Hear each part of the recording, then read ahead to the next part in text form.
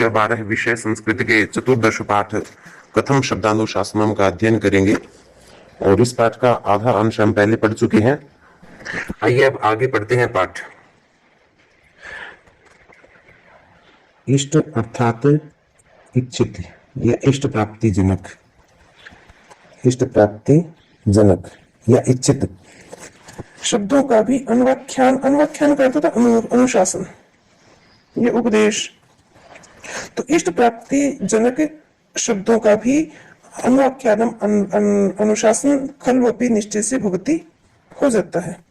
तो इस प्रकार है कि जो अनिष्ट पदार्थ हैं और इष्ट पदार्थ हैं उन सब का अनुशासन हो जाता है, अर्थात अनिष्ट पदार्थों के कहने से इष्ट पदार्थों का आभास हो जाता है और इष्ट पदार्थों के कहने से तो इष्ट पदार्थों का आभास होता ही है। तो इस प्रकार इष्ट प्राप्ति जनक शब्दों का भी अनुशासन या अनुव्याख्यान हो जाता है। अतः एतस्मिन् शब्दोपदेशे सति किम शब्दानां प्रतिपत्तौ प्रतिपदपाठः कर्तव्यः। अब उसके बाद फिर शंका की कि अतः इसके बाद एतस्मिन् इस शब्दोपदेशे सति शब्दों के उपदेश कर देने पर या शब्दोपदेश करने पर, पीछे कहा था कि शब्दों का उपदेश करना चाहिए या अपशब्दों का उपदेश करना चाहिए। तो व्याकरण ने बताया था कि शब्द और अपशब्दों के उपदेश में से शब्दोपदेश जो है वो उत्तम है, वो श्रेष्ठ है, क्योंकि शब्द जो है वो थोड़े हैं और अपशब्द ज्यादा है। तो कहा है कि इष्ट प्राप्ति जनक शब्दों का भी अनुशासन इससे हो जाता है, शब्दों का उपदेश देने से इष्ट प्राप्ति जनक शब्दों का अनुशासन हो जाता है। तो उसके बाद फिर शंका उठी कि इन शब्दों के उपदेश कर देने पर, सत्य का था पर, सत्य विभक्ति के साथ प्रयुक्त होता है सत्य शब्द।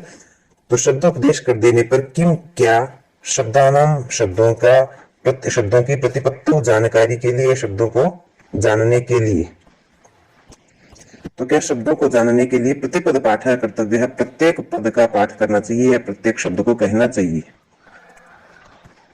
प्रत्येक शब्द का पाठ करना चाहिए या प्रत्येक शब्द को कहना चाहिए। अर्थात आपने कहा कि शब्दों का उपदेश करना चाहिए, तो क्या शब्दों का उपदेश कर देने पर प्रत्येक शब्द को जान, शब्दों को जानने के लिए प्रत्येक पद का पाठ करना चाहिए, प्रत्येक शब्द को कहना चाहिए अलग अलग। जैसे गो रश्व पुरुषो हस्ति शकुनिर मृगो ब्राह्मण इत्येवम् आदयः शब्दः पठितव्यः।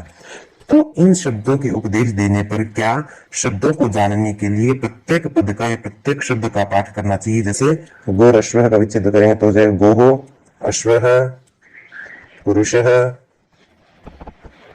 हस्ति शकुनि शकुनि मृगः और ब्राह्मण है इत्येवम् आदयः शब्दः, इस प्रकार ब्राह्मण इत्यादि शब्द पठितव्यः पढ़ने चाहिए। जब पीछे कहा गया कि शब्दों का उपदेश करना चाहिए तो यहाँ शंका उठी कि शब्दों का उपदेश कर देने पर क्या सभी शब्दों को जानने के लिए प्रत्येक शब्द का पाठ करना आवश्यक है। कि आपने कहा कि शब्दों का उपदेश करना चाहिए, तो क्या हम शब्दों का उपदेश करें तो ये भी बताओ कि प्रत्येक शब्द को जानने के लिए प्रत्येक शब्द का अलग अलग पाठ करना जरूरी है। जैसे गो अश्व पुरुषः हस्ति शकुनि मृगः ब्राह्मण है, इन शब्दों को ऐसे अलग अलग पढ़ना चाहिए। इस पर समाधान में कहा है कि नित्यः नहीं इति आह, ऐसा नहीं कहना चाहिए, प्रत्येक पद का पाठ अलग अलग करना आवश्यक नहीं है, क्योंकि अनभ्युपाय एष शब्दानां प्रतिपत्तो प्रतिपद पाठ है कि अनभ्युपाय एष, यह अनभ्युपाय उपाय नहीं है, यह कोई उपाय नहीं है। किसका? शब्दानाम शब्दों को प्रतिपत्तो जानने के लिए प्रतिपद पाठ है, प्रत्येक पद का पाठ करना। शब्दों की जानकारी के लिए, शब्दों को जानने के लिए प्रत्येक पद का पाठ करना यह कोई उचित उपाय नहीं है, अर्थात यह अनुचित है, प्रत्येक पद का पाठ करना अनुचित है। एवं ही श्रूयते, जैसा कि सुना जाता है। और प्रत्येक पद का पाठ करना अनुचित क्यों कहा है वो आगे बताया है कि एवं ही श्रूयते, कि ऐसा सुना जाता है कि बृहस्पतिरिन्द्राय दिव्यं वर्ष सहस्रम प्रतिपदोक्तानां शब्दानां शब्द पारायणं प्रोवाच नान्तं जगामे। बृहस्पति ने, ऐसा सुना जाता है कि बृहस्पति ने इंद्राय, इंद्र को, दिव्यम वर्ष सहस्त्रम, हजारों दिव्य वर्षों तक, हजारों दिव्य वर्षों तक प्रतिपदोक्तानां शब्दानां, प्रतिपदोक्त शब्दों का शब्द पारायण प्रवाच, शब्द पारायण कहा, या प्रतिपदोक्त यानी कि प्रत्येक पद का प्रतिपदोक्त शब्द पारायण पढ़ाया।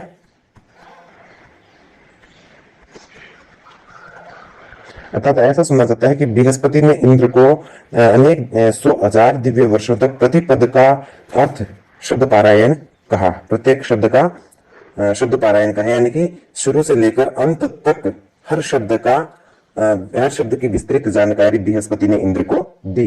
कब तक? 1000 दिव्य वर्षों तक दी। न अंतम जगाम, ने नहीं अंतम अंत जगाम हुआ, और फिर भी उसका अंत नहीं हुआ। अर्थात बहुत सारे शब्द फिर भी अनकहे रह गए या छूट गए। जब यहाँ शंका की कि प्रत्येक पद का पाठ के शब्दों को जानने के लिए जरूरी है, जैसे गाय, अश्व, पुरुष, हस्ती, शकुनी, इंद्र, ब्राह्मण, इस प्रकार, तो समाधान में कहा कि नहीं, यह अनुचित उपाय है, क्योंकि ऐसा सुना जाता है कि बृहस्पति ने इंद्र को 1000 दिव्य वर्षों तक प्रति पद का अर्थ इंद्र को बताया, परंतु अंत नहीं आया था। फिर भी बहुत सारे शब्द अनकहे बच गए। बृहस्पतिश्च प्रवक्ता इंद्रश्च अध्येता, और जहां बृहस्पति जैसा प्रवक्ता हो, पढ़ाने वाला हो, बोलने वाला हो, और इंद्रश्च अध्येता, और इंद्र जैसा महान विद्वान, जहां पर अध्येता पढ़ने वाला हो, ग्रहण करने वाला हो, तो जहां बृहस्पति जैसा प्रवक्ता हो और इंद्र जैसा अध्येता हो, ग्रहण करने वाला हो, दिव्यम वर्ष सहस्त्रम अध्ययन काल है, और फिर भी दिव्यम वर्ष सहस्त्रम अध्ययन काल है। यहाँ है, ये बीच में है, छूट गया।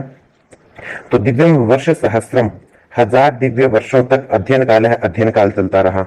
न च अंतम जगामो, फिर भी अंत नहीं हुआ, अर्थात फिर भी अनधीत विषय रह गया, या बिना पढ़े हुए विषय बहुत सारा तब भी रह गया। तो यहाँ कहा है कि प्रतिपद का पाठ क्यों नहीं करना चाहिए, क्योंकि ऐसा सुना जाता है कि बृहस्पति ने इंद्र को 1000 दिव्य वर्षों तक प्रतिपदोक्त शब्द पारायण पढ़ाया, परंतु फिर भी अंत नहीं हुआ, अर्थात फिर भी बहुत सारे शब्द अनकहे रह गए। और जहां बृहस्पति जैसा प्रवक्ता हो और इंद्र जैसा अध्येता हो, पढ़ने वाला हो, और 1000 दिव्य वर्षों तक का समय हो, फिर भी मानो उनका अध्ययन पूरा नहीं हुआ। न चांतम जगामा, उसका अंत नहीं हुआ। किम पुनरद्यत्वे, किम क्या पुनः, फिर अद्यत्वे आज, तो आज की तो बात ही क्या, कि जब बृहस्पति और इंद्र जैसे देवता भी शब्द पारायण पूर्ण नहीं कर पाए, तो आज की बात ही क्या है। यह सर्वथा चिरम जीवति वर्ष शतम जीवति, और आगे कहा है कि यह जो सर्वथा सब प्रकार से चिरम, लंबी आयु तक जीवित रहता है, लंबी आयु तक जीता है, वह वर्ष शतम 100 वर्ष तक ही जीवित रहता है। अर्थात सबसे लंबी आयु आज के दिन में कितनी है? 100 वर्ष। तो जो बहुत लंबे समय तक जीवित रहता है, वो भी 100 वर्ष तक जीवित रहता है, और उन्होंने 1000 दिव्य वर्षों तक अध्ययन किया, फिर भी शब्द पारायण खत्म नहीं हुआ। चतुर्भिष्ट प्रकार विद्योपयुक्ता होती, और आगे कहा है कि जीवन काल तो 100 है, और चतुर्भिष्ट प्रकार ही 4 प्रकार की विद्योपयुक्ता होती, विद्या उपयुक्त होती है। 4 प्रकार से विद्या पूर्ण मानी जाती है। कैसे? आगम कालीन, आगम काल का अर्थ है गुरु के मुख से, यानी कि गुरु मुख से जो हम पढ़ते हैं वो स्वाध्यायकालीन, और गुरु मुख से जो पढ़ा उसका अध्ययन करके, उसकी आवृत्ति करके, स्वाध्याय करके, स्व अध्याय खुद पढ़कर। तो पहला वो आगम काल से, अर्थात गुरुमुख से, स्वाध्यायकालीन गुरुमुख से जो सुना जो पढ़ा उसका खुद अध्ययन करने से, प्रवचनकालीन प्रवचन देकर, अर्थात अपने शिष्यों को पढ़ाने से, और व्यवहार कालीन और उस विद्या को व्यवहार में लाने से। इस प्रकार विद्या 4 प्रकार से उपयुक्त होती है। 4 प्रकार की विद्या पूर्ण मानी जाती है। पहले गुरुमुख से सुने और फिर उसका अध्ययन करें, फिर उसका अध्ययन दूसरों को करवाएं, उसको पढ़ाएं, अध्यापन कराएं, और फिर व्यवहार काल का अर्थात अपने व्यवहार में लाएं, यज्ञादि श्रेष्ठ कर्म करते हुए समुचित व्यवहार करें। तो इस प्रकार 4 प्रकार से विद्या उपयुक्त होती है। तत्र चस्य होगा यहाँ पे, तत्र चस्य आगम काले नैव आयु प्रयुक्तम शायद, तत्र च, और यहाँ अस्य इसके आगम काल से ही, अर्थात गुरु मुख से पढ़ने से ही आयु प्रयुक्तम शायद पूर्ण हो जाती है। अर्थात केवल गुरु मुख से पढ़ने में ही हमारी आयु पूर्ण हो जाती है। अगर हम विस्तृत पढ़ें, विद्या को अच्छे से समझे जाने, तो केवल मात्र आगम काल में ही हमारी आयु पूर्ण हो जाती है। अर्थात 100 वर्ष तक, लंबे से लंबा जीवन जो होता है वो मनुष्य का 100 वर्ष तक होता है। तो 100 वर्ष तक के काल में हमें आगम काल को ही पूर्ण कर पाएंगे, या गुरु के मुख से ही विद्या को ग्रहण कर पाएंगे। तस्माद अनभ्युपाय, तस्माद इसीलिए कि केवल मात्र आगम काल ही हमारा पूर्ण नहीं होगा, तस्माद इसलिए अनभ्युपाय, यह उपाय नहीं है। शब्दानाम, शब्दों को प्रतिपत्तो जानने के लिए प्रतिपद पाठ है, प्रत्येक पद का पाठ करना है, प्रत्येक पद को अलग अलग कहना।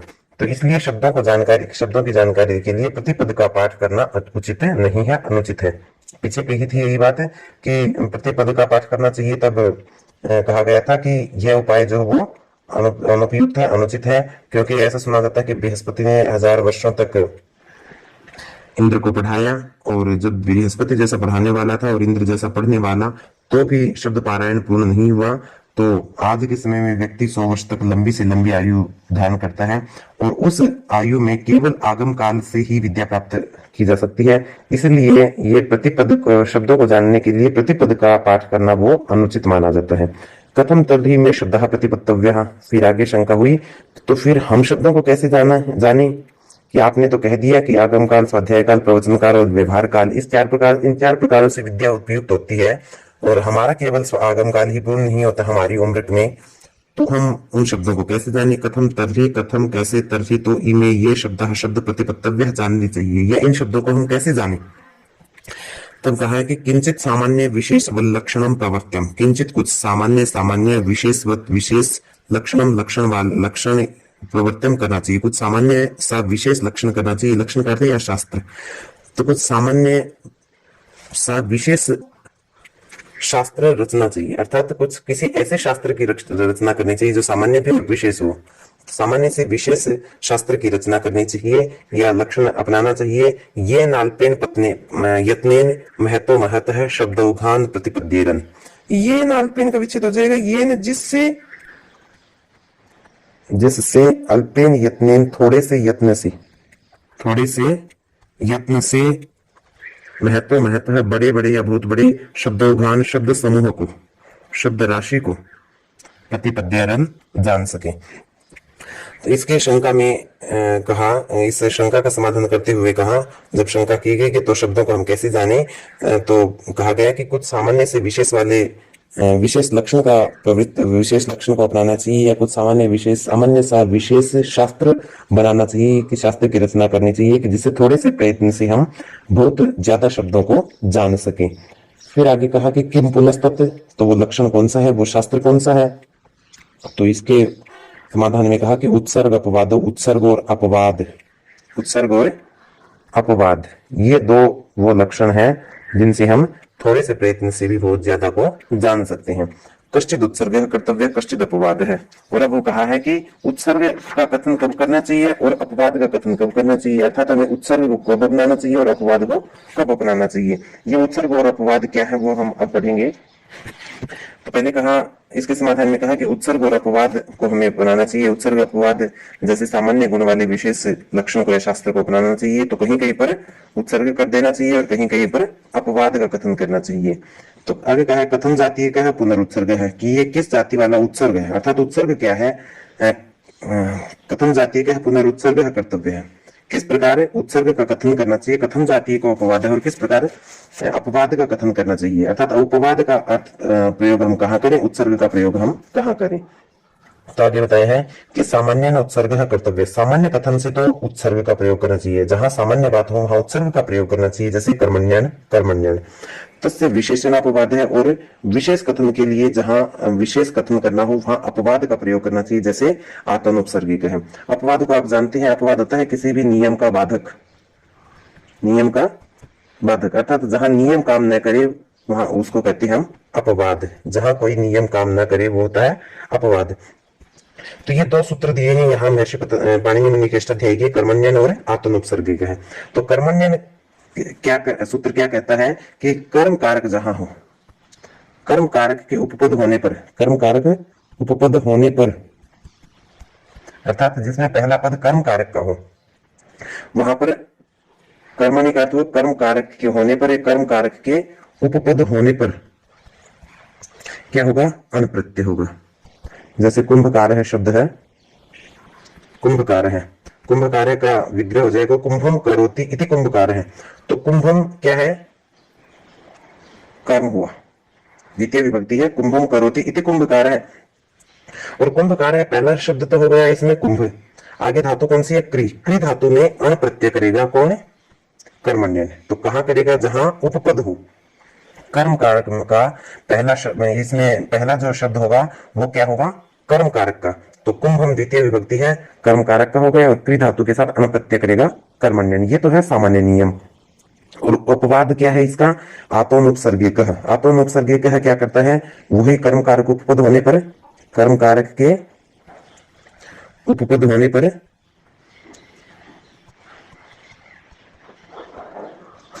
आतो आकारांत धातु, आकारांत धातु यानी कि उस जिस धातु के अंत में आ हो, ऐसी आकारांत धातु और उपसर्ग रहित, उपसर्ग जिसमें न हो, अनुपसर्ग का अर्थ जिसमें उपसर्ग न हो, ऐसी धातु से क प्रत्यय करेगा। तो कर्मण्यन का अपवाद क्या हुआ? आत्मोपसर्गिक है। कर्मण्यन तो अन प्रत्यय करेगा और आत्मोपसर्गिक क्या करेगा? आकारांत धातु में, आकारांत और उपसर्ग रहित धातु में, जहां उपसर्ग न हो, ऐसी धातु में क्या करेगा? क प्रत्यय करेगा। जैसे गोदह शब्द है, गोदह, तो गाम ददाती इति गोदह, तो यहाँ ददाती में क्या धातु है? दा धातु, रुदाई दानी दा, तो दा धातु क्या है? दा में अंत में है आ, तो ये आकारांत धातु हो गई और उपसर्ग यहाँ है नहीं, इसलिए आकारांत और उपसर्ग धातु, उपसर्ग रहित धातु के साथ कर्मण्य सूत्र की बजाय यहाँ आत्मोपसर्गिक सूत्र से क्या हो जाएगा? क प्रत्यय हो जाएगा और शब्द बन जाएगा गाम ददाती इति गोदह। तो इस प्रकार हमारा ये पाठ पूर्ण हुआ और इसमें हमने जाना कि शब्द का उपदेश कहाँ करना चाहिए, अब शब्द का उपदेश क्यों नहीं करना चाहिए और शब्द के उपदेश देने से क्या लाभ होता है। और इसमें हमने उत्सर्ग और अपवाद के बारे में पढ़ा, अर्थात सामान्य नियम और विशेष नियम के बारे में भी हमने पढ़ा। और इसी के साथ हमारा संस्कृत विषय की पुस्तक भी पूर्ण हुई। संस्कृत विषय के पुस्तक के 14 के 14 पाठ हिंदी अर्थ सहित पूर्ण हुए। और मेरा आपसे अनुरोध है कि आप इस पाठ को अच्छे से जानने के लिए, समझने के लिए शब्दार्थों की सहायता लेकर इस पाठ को अच्छे से जाने समझें। और यहाँ कर्मण्यन और आत्मोपसर्गिक इन दोनों सूत्रों के बारे में जानकारी दी भी गई है, बताया गया है। तो आप इन सबको पढ़ के आप अपने इस पाठ को स्मरण करें। इसी के साथ आप सभी का धन्यवाद।